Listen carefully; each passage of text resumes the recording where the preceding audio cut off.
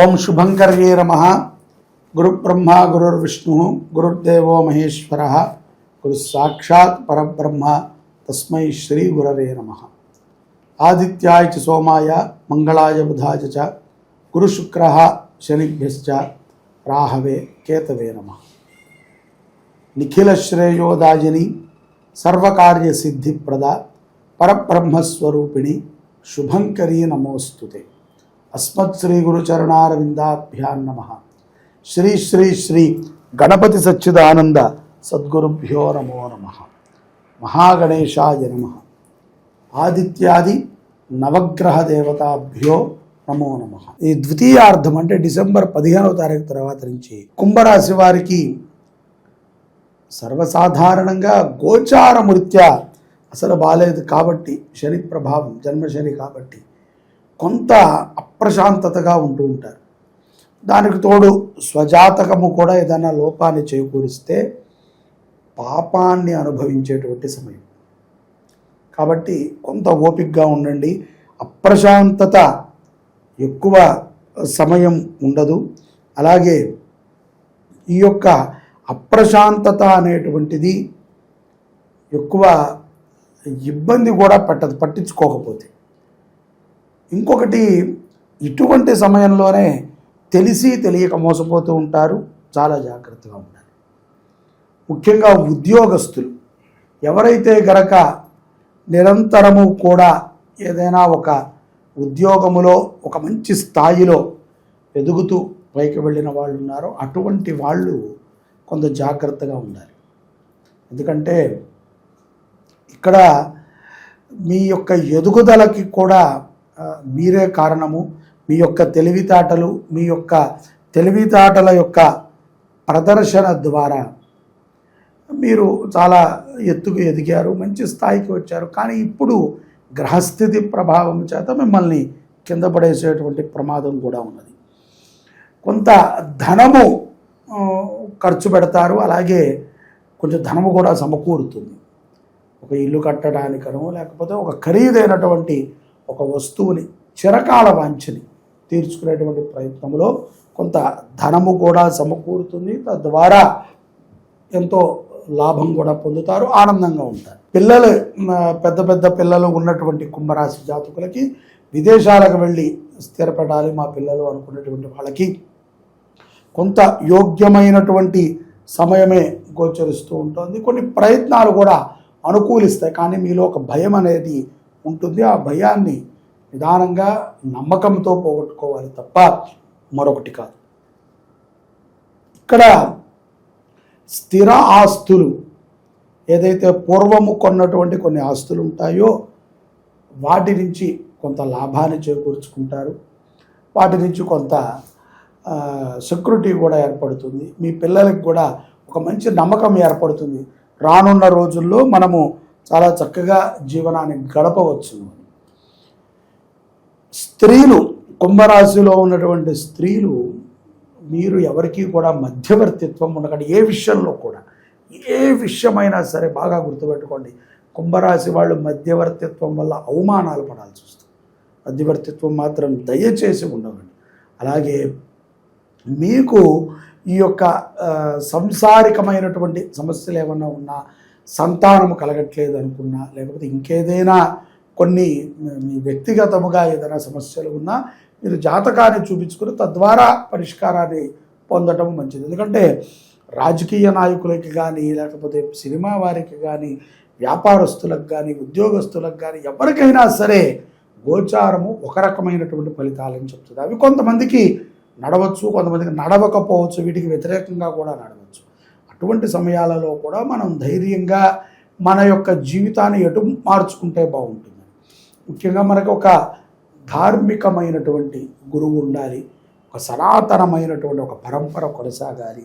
నిత్యము కూడా భక్తితో, శక్తితో ముక్తిని మనం సులభంగా పొందగలగాలి. ఇవన్నీ మనం ఆచరణ చేయాలి. ద్వితీయార్థంలో ధనలాభము, ఇందాక చెప్పినట్టుగా ధనలాభం ఉంటుంది, కానీ ఆ ధనలాభము కొన్ని సందర్భాల్లో నష్టాన్ని కూడా తెచ్చిపెడతాయి. ఇప్పుడు అనవసరంగా మనం తెచ్చిపెట్టుకున్నప్పుడు అది ఎవరో చూసో లేకపోతే ఎక్కడో మిస్బిహేవ్ అయ్యో లేకపోతే పండగకు వచ్చిన వాళ్ళు ఏదైనా పార్టీకి వచ్చిన వాళ్ళు ఇంట్లో ఎవరి దృష్టిలోనో పడటము పోవటం ఇటువంటివి జరగకుండా జాగ్రత్త పడండి. అలాగే వాహనము నడిపేటప్పుడు తప్పనిసరిగా తెల్లటి కర్చీఫ్ కానీ తెల్లటి వస్త్రాన్ని కానీ దగ్గర పెట్టుకోండి. దూర ప్రయాణాలు రాత్రిపూట మాత్రము బలవంతంగా చేయకండి.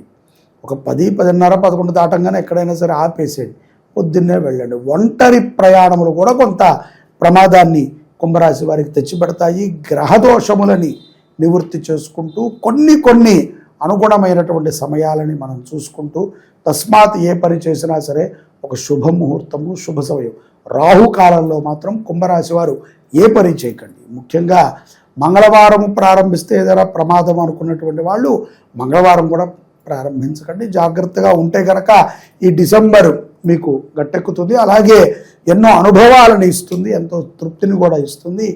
రానున్నటువంటి ఆంగ్ల సంవత్సరంలో మరిన్ని గొప్ప శుభ ఫలితాలని కుంభరాశి జాతకులు పొందుతూ జీవితాన్ని అభివృద్ధి చేసుకుంటారు. ఈ యొక్క కుంభరాశి వారికి ద్వితీయార్థంలో కూడా కుటుంబ సంబంధాలు చాలా మెరుగుపడతాయి. ముఖ్యంగా సినీ రాజకీయం వారికి శని ప్రభావము ఎంత బాగోపోతే వారంత ఎదుగుతూ ఉంటారు. రాజకీయం కానీ సినిమా రంగం వారు కానీ వీరిరువురు కూడా ప్రజలని ఆకర్షించేటువంటి పనే కదా, వారికి వేరే మార్గం లేదు. ఎందుకంటే రాజకీయ నాయకులు కూడా నిరంతరము ప్రజలను ఆకర్షించే విధంగా కనబడాలి, సినిమా వారు అంతే. సో వీరికి ఇరువురికి కూడా ఒక మంచి గుర్తింపు కానీ ఇటువంటివి కీర్తి కానీ లాభము కానీ బాగా చేకూరుతుంది శని ప్రభావం చేత. కానీ ఇదే శని మొదటిలో కనుక ఇవన్నీ వీరికి ఇస్తున్నట్లయితే కనుక నిదానంగా క్రమేపీ వీరిని డోల్పాలు చేయడం, ఇంట్లో ఏదో ఒక చికాకులు తెచ్చిపెట్టడం ఇలాంటివి జరుగుతూ ఉంటాయి. గోచారము రీత్యా ఈ యొక్క డిసెంబర్ మాసంలో సినిమా వారికి రాజకీయం వారికి కొంచెం మంచిగా కీర్తి ప్రతిష్టలు ఉంటాయి. అలాగే ఆకస్మికమైనటువంటి ధనలాభము కూడా చేకూరుతుంది, అది ఎంతో మంచిది. రాజకీయ నాయకులకు కూడా ఏదైనా ఆకస్మిక ధనలాభం అంటే ఇంకా నేను మీకు చెప్పక్కర్లా, ఆ మార్గాలు ఏముంటాయి. సినిమా వారికి అంటే వారు ఏదో క్లిక్ అయ్యారు, హిట్ అయ్యారు, లేకపోతే ఏదైనా ఒక యాడ్ చేశారు, లేకపోతే ఈ మధ్యన మనం అది కూడా చూస్తున్నాం, ఏదేదో వాళ్ళ గేమ్స్కి వాళ్ళన్నింటిలో కూడా ప్రమోషన్ చేసి ఇబ్బందులు పడదు. ఎవరికి ఉండే కష్టాలు వాళ్ళకి ఉంటాయి, కానీ మనము ఎక్కువగా ఆకర్షితులవుతాం. సరే ఇవాళ నా మాట ద్వారా ఈ ఉన్నటువంటి 100 కోట్లలో ఒక్కడి జారిన మళ్ళీ రేపు 100 కోట్ల మంది అక్కడికి వెళ్తారు. ఎందుకంటే అది ఒక ఆకర్షణీయమైనటువంటి నామం. రాజకీయం, సినిమా ఇవన్నీ కూడా కొంత పదాలు బాగుంటాయి, క్రేజీగా పరిగెత్తుతారు. ఎన్నో సందర్భాల్లో మనం చూసాం, ప్రాణాలు పోగొట్టుకున్న వాళ్ళు ఉన్నారు, వాళ్ళని పరామర్శించడానికి వెళ్తే ఇంకొంతమంది ప్రాణాలు పోగొట్టుకున్న వాళ్ళు ఉన్నారు. ఇదంతా కూడా ఒక రకమైనటువంటి మాయ. సో వాళ్ళకి బాగానే ఉంటుంది.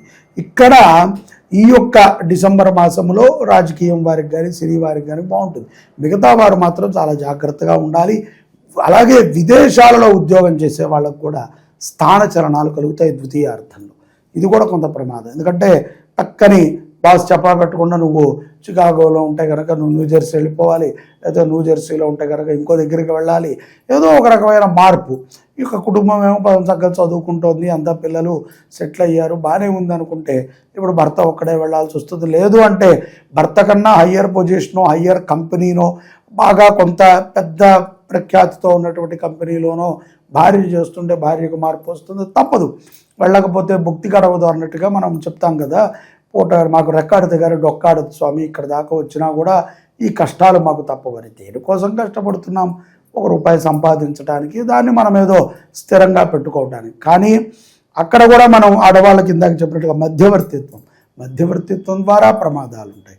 అక్రమమైనటువంటి మాటలు, అక్రమమైనటువంటి వినికళ్ళు, ధోరణి, మన మీద లేనిపోని బ్లేమ్స్, లేనిపోని కామెంట్స్, తెలిసి కూడా మన పై అధికారో కిందవాడో పక్కవాడికో మనం దాసోహం అని చెప్పి పనిచేయటం, ఇదంతా మనసు చంపుకుని కొంతమంది చేస్తూ ఉంటారు. ఇవన్నీ కూడా ఈ యొక్క కుంభరాశిలో డిసెంబర్ మాసంలో ఈ యొక్క కుంభరాశి జాతకుల్లో మనం చూడవచ్చు. తస్మాత్ జాగ్రత్త. దీనికి ఏంటండి పరిహారం అంటే నవగ్రహ శాంతి చేసుకోండి అంటారు, కొంతమంది చక్కగా శివాలయానికి వెళ్ళండి అంటారు, కొంత మనం ఏదైనా అన్నదానం చేయండి, దాన ధర్మాలు చేయండి, మీకు కుదిరిన ప్రదేశంలో చక్కగా అన్నదానానికి సహకరించండి. గోమాతని కుంభరాశి వారు అడాప్ట్ చేసుకుంటున్న ద్వారా ముఖ్యంగా అన్యోన్య దాంపత్యం ఉంటుందండి. శనికి గోవు అంటే చాలా ఇష్టం. శని పరమాత్ముడి యొక్క అనుగ్రహం, శని అనే కాదు, ఫస్ట్ పాయింట్ మన పరిస్థితి బాగాలేదు, మనం కొంచెం లోలో ఉన్నాము, ఇప్పుడు మనం ఏదైనా ఒక పనిని నికరంగా చేయాలి. ఏముందో ఒక నెల చేసే వాళ్ళు ఉంటారు మా దగ్గర, చాలాసేపు మాట్లాడతారు నాతో, మాట్లాడి అలాగే చేసేస్తాను స్వామి అంటారు, ఒక నెల చేస్తారు, రెండో నెల కనబడరు, మూడో నెల అడిగామనుకోండి కుదరట్లేదు స్వామి, అంతా ఒత్తిడి అయిపోతుంది, అసలు మిగలట్లేదు అంటారు. ఒక నెల కుదిరింది, రెండో నెల నీకు నేను ఫోన్లో నువ్వు రాలేదు, మూడో నెలలో అడిగితే ఈ సమాధానం. అరే నిక్కరంగా నువ్వు చేయాలి, అది నీకు పుణ్యాన్ని ఇస్తుందమ్మా, నాకు కాదు, అది నీకు పుణ్యాన్ని ఇస్తుంది స్వామి, నువ్వు ధన్యుడు అవుతావు. తప్పనిసరిగా గోవుని సేవ చేయాలి. గోవుని దత్తత తీసుకుని పోషించినట్లయితే కుంభరాశి జాతకులు అద్భుతంగా ఉంటుంది.